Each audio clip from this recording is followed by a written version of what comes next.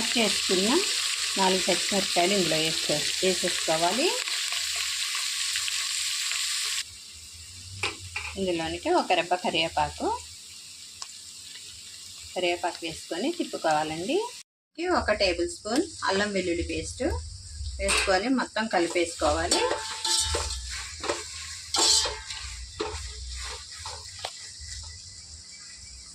ఇందులోనికి 1 టమాటా అండి, కట్ చేసి పెట్టుకునే టమాటా వేసేసుకొని మంచిగా కలిపేసుకోవాలండి. ఇవన్నీ మంచిగా మిక్స్ అయిపోవాలండి. ఈ నూనెలో ఇవన్నీ మగ్గితే మంచి ఫ్లేవర్ అనేది వస్తుందండి. వీటన్నిటిని మంచి బ్రౌన్ కలర్ వచ్చేదాకా వేయించుకోవాలండి. వస్తాయండి ఇవి నేతిలో